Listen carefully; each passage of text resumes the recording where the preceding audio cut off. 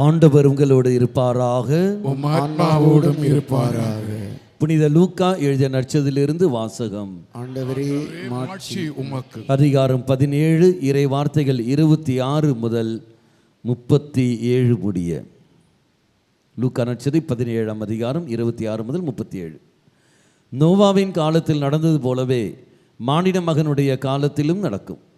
நோவா பேழைக்குள் சென்ற நாள் வரை எல்லோரும் திருமணம் செய்து கொண்டும் உண்டும் குடித்தும் வந்தார்கள். வெள்ளப்பெருக்கு வந்து அவர்கள் அனைவரையும் அழித்தது. அவ்வாறே லோத்தின் காலத்திலும் நடந்தது. மக்கள் உண்டார்கள், குடித்தார்கள், வாங்கினார்கள், விற்றார்கள், நட்டார்கள், கட்டினார்கள். லோத்து சோதோமை விட்டு போன நாளில் விண்ணிலிருந்து பெய்த தீயும் கந்தகமும் எல்லோரையும் அழித்தன. மானிட மகன் வெளிப்படும் நாளிலும் அப்படியே நடக்கும். அந்நாளில் வீட்டின் மேல் தளத்தில் இருப்பவர் வீட்டில் உள்ள தம் பொருட்களை எடுக்க கீழே இறங்க வேண்டாம். அதுபோலவே வயலில் இருப்பவர் திரும்பி வர வேண்டாம். லோத்தின் மனைவியை நினைத்து கொள்ளுங்கள். தம் உயிரை காக்க வழிதிடுவோர் அதை இழந்து விடுவர், தம் உயிரை இழப்பவரோ அதை காத்து கொள்வர். நான் உங்களுக்கு சொல்கிறேன், அந்த இரவில் ஒரே கட்டிலில் இருவர் படுத்திருப்பர். ஒருவர் எடுத்து கொள்ளப்படுவார், மற்றவர் விட்டுவிடப்படுவார். இருவர் சேர்ந்து மாவரைத்து கொண்டிருப்பர். ஒருவர் எடுத்து கொள்ளப்படுவார், மற்றவர் விட்டுவிடப்படுவார். இருவர் வயலில் இருப்பர். ஒருவர் எடுத்து கொள்ளப்படுவார், மற்றவர் விட்டுவிடப்படுவார். அவர்கள் இயேசுவை பார்த்து, ஆண்டவரே, இது எங்கே நிகழும் என்று கேட்டார்கள். அவர் அவர்களிடம், பிணம் எங்கே இருக்கிறதோ அங்கேயே கழுகுகளும் வந்து கூடும் என்றார். இது வாழ்வு தரும் கிறிஸ்துவின் நற்செய்தி. ஹல்லேலூயா, ஹல்லேலூயா, ஹல்லேலூயா. இயேசுவுக்கே புகழ், இயேசுவுக்கே நன்றி. இயேசுவின் ரத்தம் செய்யும், மரியே வாழ்க. பாசத்திற்கினிய சொந்தங்களே, எல்லாரும் எப்படி இருக்கிறீங்க? இந்த ஒரு கேள்வி தான் நம்ம எல்லா இடத்துலையும் கேட்போம். நாங்கள் நல்லா இருக்கோம், உங்களுடைய ஜெபத்தால் நல்லா இருக்கிறோம். இன்னும் உங்களுடைய ஜெபங்கள் தேவைப்படுகிறது. இறைவன் உங்களையும் உங்கள் குடும்பத்தையும் உங்கள் குடும்ப கருத்துக்களையுமே நிறைவாக ஆசீர்வதிக்கட்டும். தந்தையவர்கள் ஏற்கனவே ஒரு முன்னுரையில் ஒரு சின்ன ஒரு சஸ்பென்ஸ் மாதிரி வச்சுட்டார். ஃபாதர் இங்கேருந்து வராங்க, என்ன ஸ்பெஷல் அப்படின்றத நீங்கள் தான் சொல்லணும் அப்படின்றத சொல்லிட்டாங்க. அதிலேருந்தே தொடங்க விரும்புகிறேன். நம்முடைய தமிழகத்தினுடைய முதல் தேவாலயம் பழவேற்காட்டிலே அமைந்தருடைய புனித மகிமை மாதா திருத்தலம். இது முதல் கோயில், தமிழகத்தினுடைய முதல் கோவில் இந்த ஒரு தேவாலயம். மற்றொரு சிறப்பு அப்படின்னு சொல்லும் போது, இந்த தேவாலயத்தை ஒரு இந்து அரசன் அவன் கட்டிய ஒரு கோவில். எவ்வளோ பெருசு பாருங்க. விஜயநகர் எம்பையர் அப்படின்னு இப்போ படித்திருப்போமே, அந்த காலகட்டங்களிலே கட்டிய ஒரு தேவாலயம். இது ஒரு மீனவ சமூகத்தில் தொடங்கப்பட்டு தேவத்தாய் அவருக்கு காட்சி கொடுத்து அவரே ஒரு திருசுருவமாக அந்த இடத்துல வந்து எல்லோரையுமே வாழ வைத்து கொண்டிருக்கிறார்கள். இன்றும் எல்லோருமே வாழ்ந்து கொண்டிருக்கிறார்கள். அந்த பழவேற்காடு சமூகம் இந்த அளவுக்கு வாழ்ந்து கொண்டிருக்கின்றால் அதற்கு தேவத்தாயினுடைய அந்த பிரசன்னம். இதான் ரொம்ப சுருக்கமாக நான் சொல்லிவிட்டேன். வரலாறு ரொம்ப பெரிய வரலாறு. மற்றுமாக மகிமை மாதா அப்படின்னு சொல்லும் போது, நம்முடைய தமிழகத்தில் நம்முடைய சென்னை மயிலை உயர் மறை மாவட்டத்தில் முதல் திருத்தலமாக அறிவிக்கப்பட்டது இந்த திருத்தலம். தேவத்தாய்க்கு சந்தோஷத்தின் மாதா அப்படின்ற ஒரு பெயரும் போர்ச்சுகீசியர்கள் கொடுத்திருக்கிறார்கள். அந்த அளவுக்கு சிறப்பு நிறைந்த ஒரு இடம். பொதுவாக சொல்லும் போது பழவேற்காடு அப்படின்னாலே நண்டு, இறால் இது ரொம்ப பிரசித்தி பெற்றது. இங்கே கிடைக்கிற நண்டு போல் உலகத்தில் எங்கேயும் கிடைக்காது. ஏன்னா இங்கே இருக்க நண்டு எங்களுக்கு கிடைக்காது, எக்ஸ்போர்ட்டுக்கு அனுப்பிச்சிடுவாங்க. அந்த அளவுக்கு மருத்துவ குணம் நிறைந்த ஒரு பெரிய பொக்கிஷத்தை இறைவன் தந்திருக்கிறார். காரணம், அவரை படைத்த தெய்வம். இந்த நாளினுடைய மையமாக சிந்திக்கக்கூடிய கருத்து, படைகளின் ஆண்டவர். பைபிளில் நாம் அடிக்கடி வாசிக்கக்கூடிய ஒரு அற்புதமான ஒரு சொல், படைகளின் ஆண்டவர் உன்னை படைத்திருக்கிறார். அவரே படைத்தவர், அவரே கர்த்தாவாக இருப்பவர் அப்படின்றத நாம் உணர்கிறோம், ஏற்றுக்கொள்கிறோம். அதனால தான் இயேசுவே உன் மீது நான் நம்பிக்கை வைக்கிறேன் அப்படின்றத இரக்கத்தினுடைய ஜெபமணிகளாக நாம் ஜெபித்து கொண்டிருக்கிறோம். இதனுடைய அடிப்படையில் வரக்கூடிய சிந்தனை கருத்துக்களை நான் சொல்ல விரும்புகிறேன்.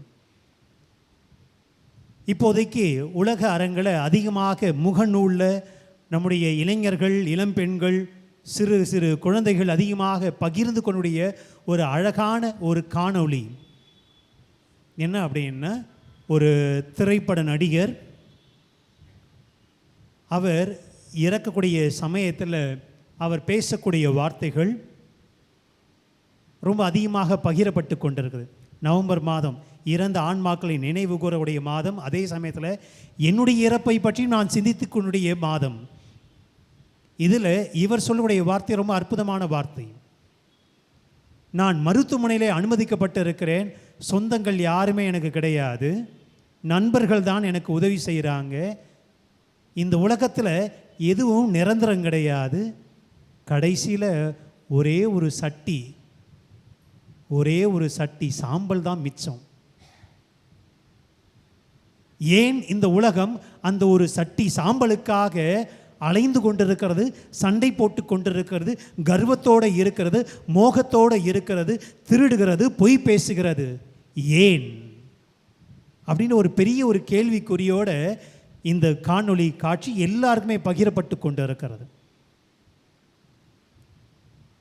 என்னுடைய இறப்பு, என்னை படைத்த ஆண்டவரை நான் எப்படி சந்திக்க போகிறேன்? இந்த உலகத்தில் மனிதன் அதிகமாக பயப்படக்கூடிய ஒரு விஷயம் இருக்குது அப்படின்னா அது இறப்பு மட்டுமே. சாவுனா பயம். ஆனால் எல்லாரும் ஜெபம் செய்கிறது, எனக்கு ஒரு சாவு வராதா, நிம்மதியான ஒரு சாவு வராதா? குருக்கள், அர்ப்பண வாழ்வில் இருக்கிறவங்க நாங்கள் அதிகமாக யோசிக்கிறது, நிறைய பேர் பேசக்கூடிய விஷயம் என்ன அப்படின்னா, தூங்கும் போதே போயிடணும், அவ்வளோதான், இழுத்துட்டுலாம் இருக்கக்கூடாது. எல்லாருமே அதை தான். இங்கே தான் ஆன்மீகவாதிகள் நாங்கள் கொஞ்சம் அதிகமாக நாங்கள் சொல்கிறது, இது போல் நீங்கள் ஜெபம் செய்யாதீங்க. ஏன்னா யோபுடைய வாழ்க்கை நாம் எடுத்தோம் அப்படின்னா, கடவுள் கொடுத்தார், கடவுள் எடுத்துக்கொண்டார், அவ்வளோதான். இதுதான் உடைய சிந்தனையாக இருக்க வேண்டுமே தவிர எனக்கு சாவு வரணும்னா வரவே வராது. எப்போ கொடுக்கணும் அவருக்கு தெரியும், எப்போ உனக்கு டிக்கெட் உனக்கு சாங்ஷன் ஆகும் அவர் சொல்லுவார். ஏன்னா அவர் தான் நம்மை படைத்தவர். படைத்தவருடைய நோக்கத்தை நிறைவேற்றாமல் தம்மிடம் அவர் எடுத்துக்கொள்வது கிடையாது. அதே போல ஒருவரும் அழிந்து போகாதபடி அவரை நான் காத்துக்கொள்வேன், ஆண்டவர் சொல்லுடைய வார்த்தைகள். இப்படி இறைவன் என்னை படைத்திருக்கிறார், அவருடைய படைப்பாக நான் இருக்கிறேன். அந்த படைப்பு நிறைவேற வேண்டும் என்றால் நான் என்ன செய்யணும்?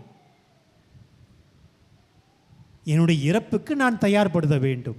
நம்முடைய பாரம்பரியம் கொடுத்த ஒரு அற்புதமான படிப்பினை, என்னுடைய இறப்புக்கு நான் என்னை தயார் செய்ய வேண்டும். அதான் நம்முடைய கத்தோலிக்க விசுவாசத்தில் வரக்கூடியது.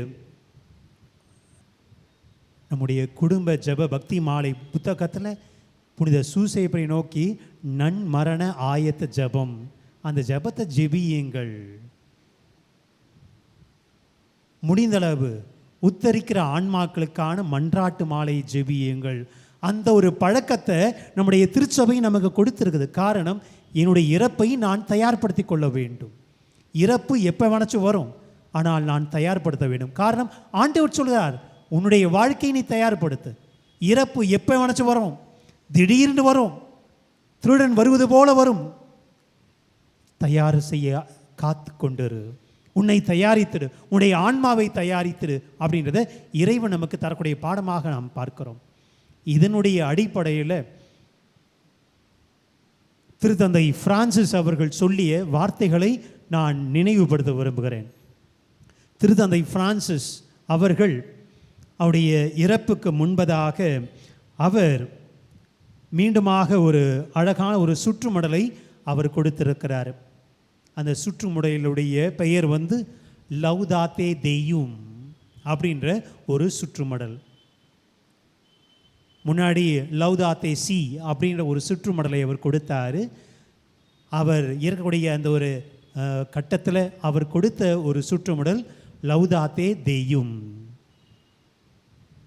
எல்லா புகழும் இறைவனுக்கே அப்படின்ற சிந்தனையில் அவர் கொடுக்கக்கூடிய விஷயம். அதில் சுருக்கமாக நான் தரக்கூடிய பாடங்கள், இது அக்டோபர் 4ஆம் தேதி புனித பிரான்சிஸ் அசிசியாருடைய திருநாள் அன்று 2023ஆம் வருடத்தில் அவர் கொடுத்த ஒரு கருத்துக்கள். இதில் முக்கியமாக 3 விஷயங்களை இந்த உலகத்தில் அவர் தருகிறார். உன்னுடைய இறப்புக்கு நீ தயார்படுத்துகிற அப்படின்னா, நீ உன்னுடைய இறப்புக்கு தயார்படுத்தும் போது நீ இந்த மண்ணக வாழ்வில் இருக்கிறியே, அந்த மண்ணக வாழ்வுடைய கடமையை நீ சரிவர செஞ்சாதான் விண்ணகம் உனக்கு திறக்கும். மண்ணகம் உனக்கு உன்னுடைய வாழ்க்கை ஒரு அற்புதமான ஒரு வாழ்க்கையாக இருந்தால் மட்டுமே அந்த விண்ணகம் உனக்கு திறக்கப்படும். அப்போ இந்த மண்ணகத்துடைய கடமை என்ன, அதை நீ சரிவர பார்த்து கொள்ள வேண்டும் என்றால் அவர் தரக்கூடிய பாடங்கள், முதல் பாடமாக இருப்பது இந்த படைப்பினுடைய நிர்வாகம் உன்மீது தரப்பட்டு இருக்கிறது அப்படிங்கிறது அழுத்தமாக சொல்றார். படைப்பின் மீது உடைய நிர்வாகம் உங்கள் ஒவ்வொருவருக்குமே எனக்கும் தரப்பட்டு இருக்கிறது. மேற்கோளாக தொடக்க நூல் 2ஆம் அதிகாரம் 15ஆம் வசனத்தில் வரக்கூடிய வார்த்தைகள், மண்ணுலகை பலுகி பெருகச் செய்ய இதோ உங்களை ஏற்படுத்துகிறேன். அற்புதமான வார்த்தைகள். ஒவ்வொருத்தருக்கும் கடமை இருக்குது. இந்த இயற்கையை பாதுகாப்பது, இந்த பூமியை பாதுகாப்பது ஒவ்வொருத்தருடைய கடமை. அழகாக நம்முடைய திருத்தந்தை அவர்கள் சொல்லுவாங்க, இது முதல் காரியம். 2வது காரியமாக பார்ப்பது, இப்படி படைப்பின் மீது உனக்கான நிர்வாகம் கொடுக்கப்பட்டிருந்தால் அதை ஏற்றுக்கொள், இதை பத்திரப்படுத்து அப்படின்றத, உன்னுடைய கடமை என்பதை நீ ஏற்றுக்கொள் அப்படின்றத அவர் தெளிவாக சொல்கிறாங்க. இதில் சொல்லக்கூடிய விஷயம் என்ன அப்படின்னா, ஓசேயாவுடைய புத்தகம் 4ஆம் அதிகாரம் 3வது வசனம். யார் ஒருவர் படித்துக் கொள்ளலாமே? ஓசேயா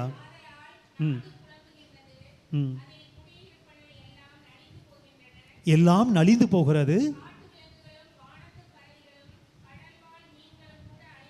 எல்லாம் அழிந்து போகிறது,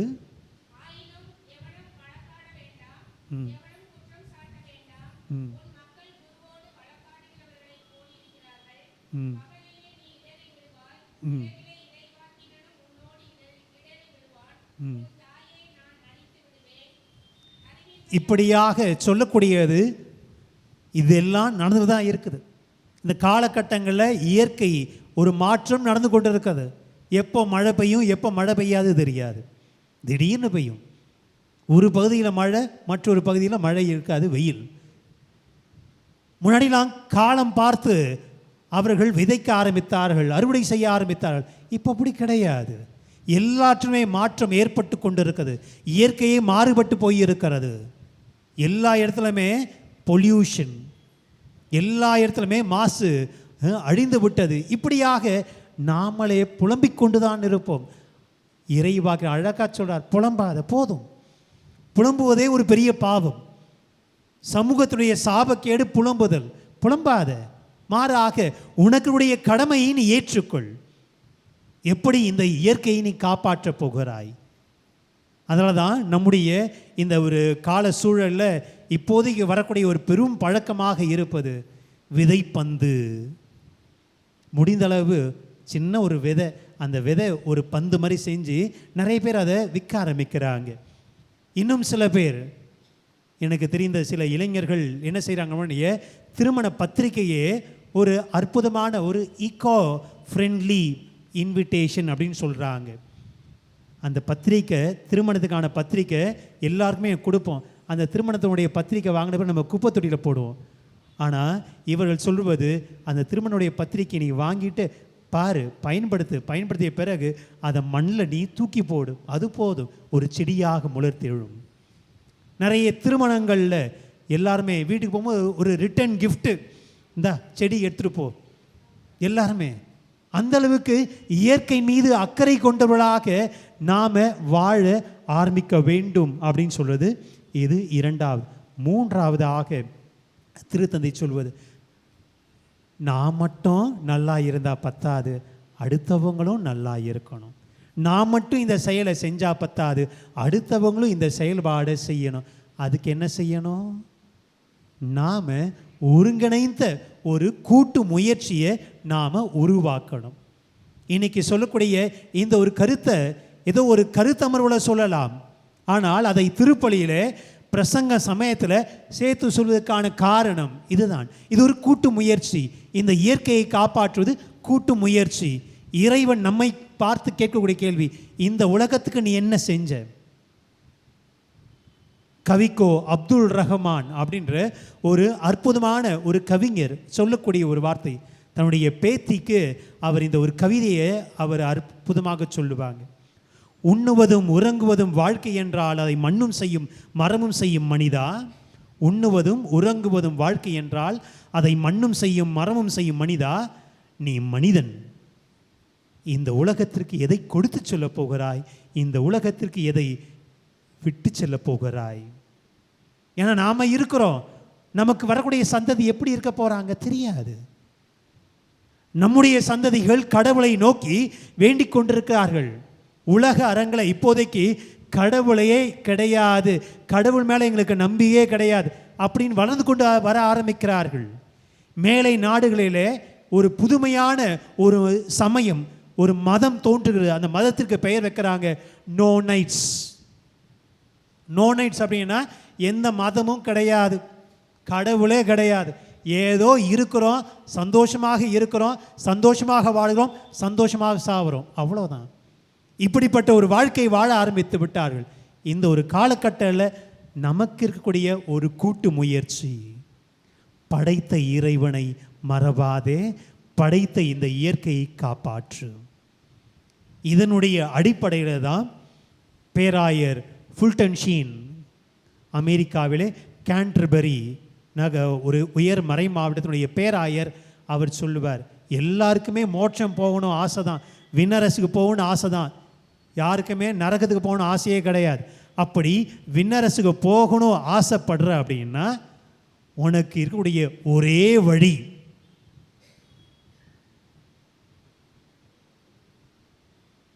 நான் போகணும்னு ஆசைப்படுறேன் அப்படின்னா என் கூட இன்னொருத்தவங்களே கூட்டுட்டு போகணும் அப்படின்றத நீ உன்னுடைய சிந்தனையிலே வை அப்படின்றத அழகாக சொல்லுவோம். If you want to go to heaven, take someone with you. அப்போ தான் அந்த விண்ணரசு உனக்கு சொந்தமாகும் அப்படின்றத அவர் அழகாக சொல்லுவாங்க. நம்முடைய இறப்பு எதை நாம் கொடுத்து செல்ல போகிறோம் இந்த சமூகத்திற்கு என்பதை தீர்மானிக்கிறது. காரணம், படைத்த இறைவன் நம்மோடு இருக்கிறார். நம்முடைய கண்களை மூடி நாம் ஜெபிப்போமே.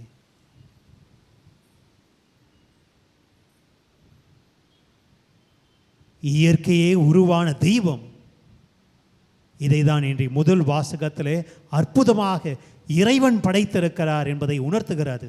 இதை உணர்தலே ஞானம் என சொல்லப்படுகிறது.